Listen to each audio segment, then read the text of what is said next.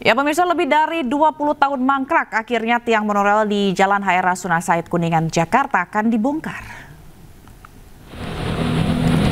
20 tahun sudah tiang monorail berdiri di sepanjang Jalan HR Rasuna Said Kuningan. Sejak diresmikan tahun 2004, tiang monorail mangkrak hingga saat ini. Keberadaan tiang monorail dinilai mengganggu estetika, membuat Gubernur Jakarta Pramono Anung gerah. Pramono pun tegaskan akan membongkar tiang monorail. Pertama, berkaitan dengan keinginan pemerintah Jakarta untuk segera melakukan pembersihan ataupun menyelesaikan persoalan monorail yang ada di sepanjang jalan Rasuna. Pemirsa, di tengah maraknya PHK, ribuan pelamar kerja memadati depan pintu masuk sebuah perusahaan di Desa Kedung Kelor, Tegal, Jawa Tengah. Mereka rela berdesakan lantaran perusahaan tersebut akan merekrut 15.000 pekerja.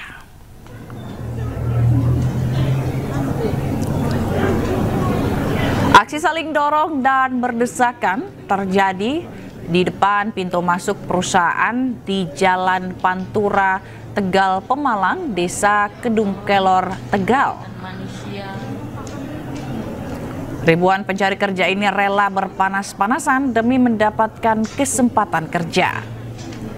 Sebelumnya, mereka mendapat kabar jika perusahaan yang memproduksi sepatu membuka lowongan bagi 15.000 tenaga kerja baru.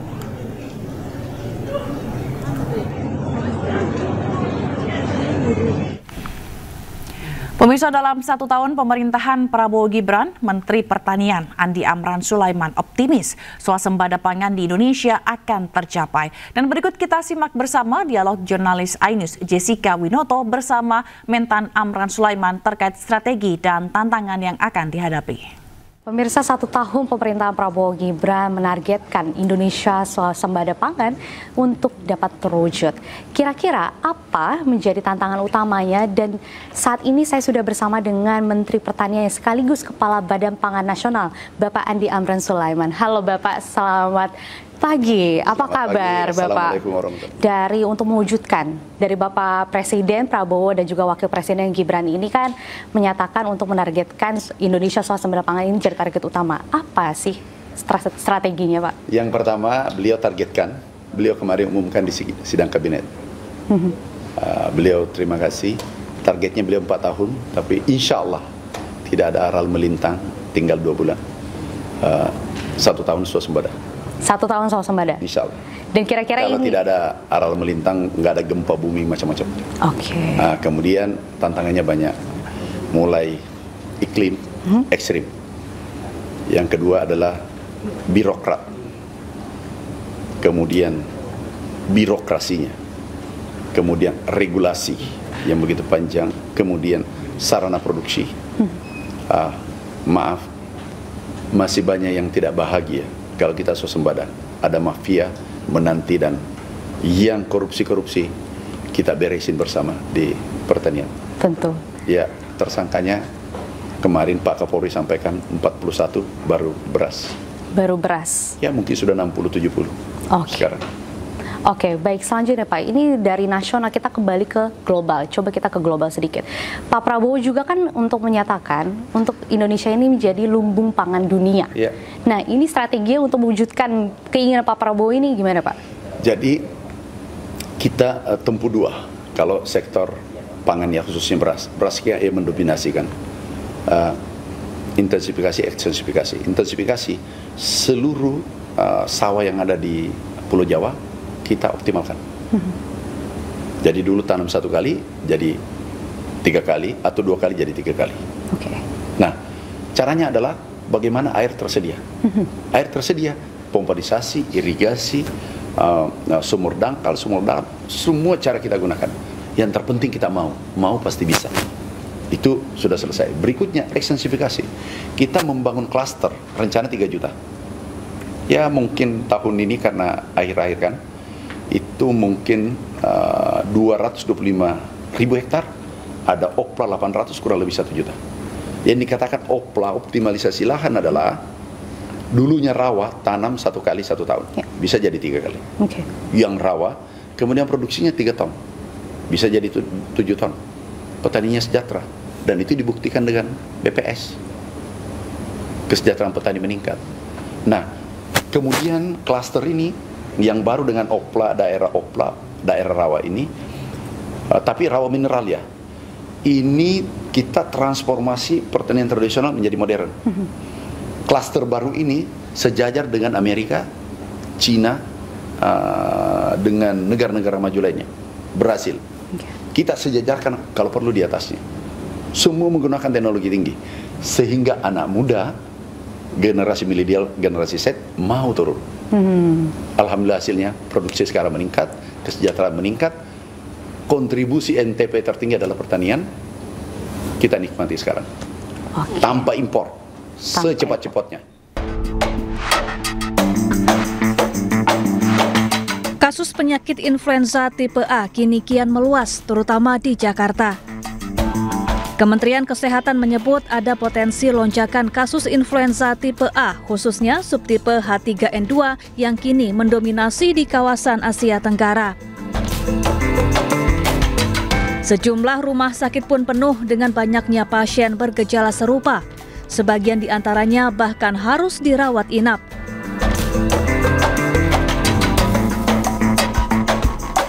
Adapun gejala influenza antara lain demam, batuk, pilek, sakit kepala, nyeri otot dan sendi hingga muntah-muntah.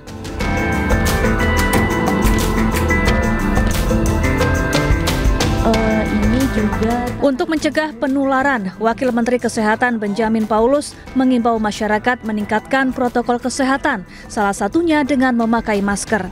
Di Jepang, lalu flu itu munculnya di pergantian musim kayak sekarang September Oktober pasti banyak orang flu nih. Nanti Maret April banyak lagi orang flu. Nanti Desember agak reda ini. Begitulah. Jadi flu seperti itu. Jadi bagaimana penanganannya? Ya pada saat musim flu ya seperti di Jepang lah. Sudah ngerti dong. Kalau musim lagi jelek itu ya pakai masker dong. Itu satu-satunya pengaman kita pakai masker. Jadi ingat, flu itu selalu menyerang sama orang yang rentan, yang daya tahan tubuhnya rendah. Jadi setiap orang sakit itu terjadi karena dia kalah perang. Sementara itu, Ketua DPR Puan Maharani meminta lonjakan kasus influenza segera ditangani serius agar tidak membebani fasilitas kesehatan dan mengancam keselamatan masyarakat luas.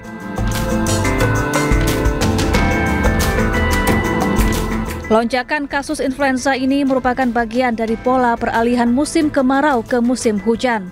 Diprediksi kasus influenza akan mereda pada Desember mendatang. Tim Liputan iNews melaporkan. Ya, pemirsa, untuk membahas penyakit influenza tipe A yang kini kian merebak, sudah tersambung melalui Zoom epidemiolog Griffith University Australia, Diki Budiman. Selamat siang, Pak Diki. Selamat siang, Mbak Lucy. Assalamualaikum. Waalaikumsalam. Pak Diki, ini apa sebenarnya yang terjadi dan yang menjadi penyebab influenza tipe A ini merebak gitu ya? Apakah ini juga nantinya akan jadi pandemi, Pak? Jelas tidak ya, tidak menjadi pandemi. Tapi untuk diketahui ini adalah siklus musiman. Ya. Jadi terjadi secara rutin, terutama di menjelang musim dingin kalau di negara dengan musim 4, ataupun kalau di kawasan Asia Tenggara misalnya yang di ekuator biasanya menjelang musim penghujan.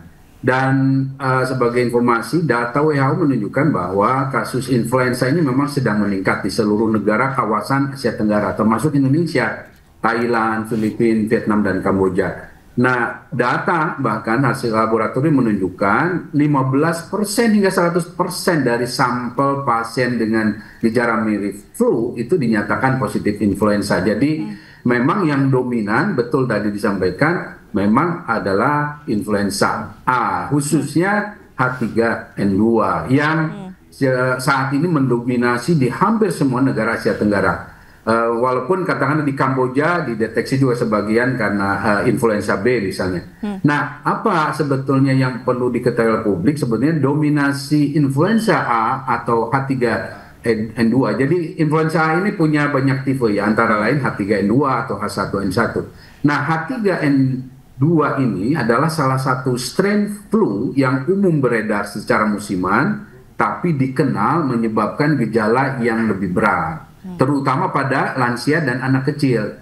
Jadi kalau melihat pengalaman data sebelumnya, tahun sebelumnya, kalau terinfeksi oleh influenza tipe H3N2 itu cenderung menyebabkan demam sangat tinggi, batuk kering, ya, nyeri otot berat dan juga rasa lemah. Ya.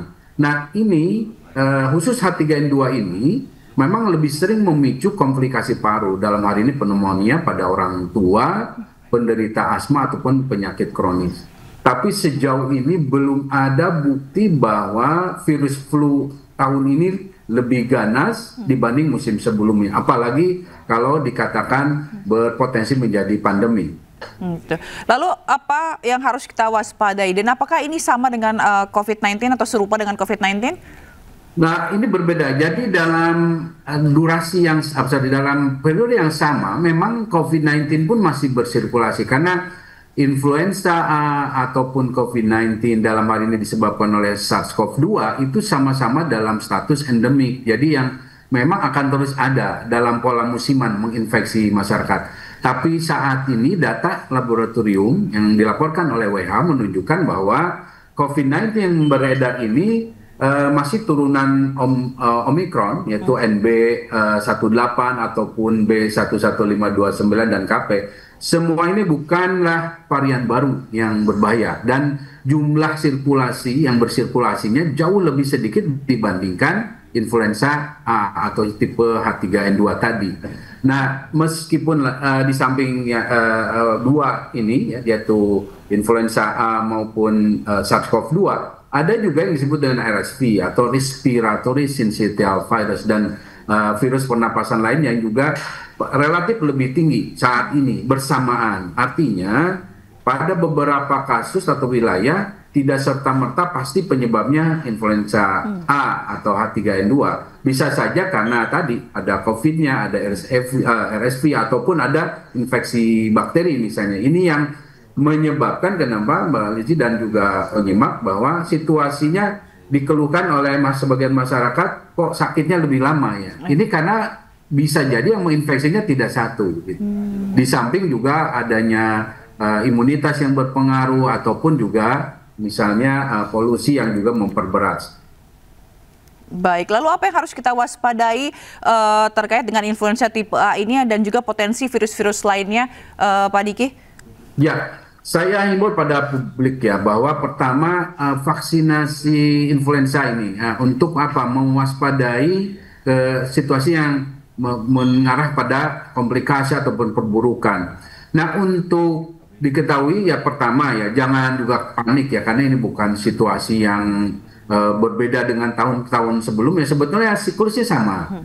Hanya yang menjadi perhatian dan keluhan banyak pihak saat ini adalah durasi keluhan yang lebih lama dari biasanya. Mungkin 3-4 hari tadinya sudah sembuh, sekarang kok bisa 1-2 minggu batuknya masih ada. Nah ini yang perlu diketahui dan ini memang menjadi catatan saat ini, bisa jadi karena polusinya, bisa jadi juga masalah imunitas. Nah yang perlu diwaspadai kapan harus ke fasilitas kesehatan atau dokter, terutama bagi kelompok yang masuk ke kategori risiko tinggi, yaitu lansia di atas 65, orang dengan komorbid yang mungkin diabetes dan lain sebagainya, ataupun orang dengan gangguan imunitas, termasuk anak-anak khususnya di bawah 2 tahun. Nah yang harus diwaspadai adalah kalau demam tinggi, lebih dari 38 derajat Celcius lebih dari 3 hari. Ini berarti tanda serius. Kemudian juga nafas cepat atau nafas sesak, juga anak ini misalnya tampak sangat lemah atau tidak mau makan, tidak mau minum. Nah, untuk lansia ya termasuk di sini adalah keluhan kalau misalnya ada napas cepat ataupun nyeri di dada. Nah, ini yang harus menjadikan kelompok ini lebih waspada dan segera melakukan pemeriksaan di fasilitas kesehatan. Nah, dan sebetulnya himbauan saya terutama ini semua, terutama komplikasi yang bisa dihindari itu dengan cara vaksinasi ya. Jadi vaksinasi influenza ini penting, khususnya bila Anda masuk dalam kategori berisiko tinggi, dan ya kita beruntung ya Bio Farma sebagai salah satu andalan kita nih memiliki juga kemampuan untuk mendistribusikan vaksin influenza yang sudah terupdate, dan ini relatif harganya tidak mahal, tapi memiliki manfaat yang sangat tinggi. Dan yang meskipun misalnya ada influenza tipe lain tidak dilindungi oleh vaksin ini, tapi keparahan apalagi kematian itu bisa sangat jauh diturunkan kejadiannya. Oke, baik. Tentu kita berharap semoga virus ini cepat mereda begitu ya. Terima kasih Pak Diki Budiman, epidemiolog Griffith University telah bergabung di iNews Siang. Salam sehat selalu Pak Diki.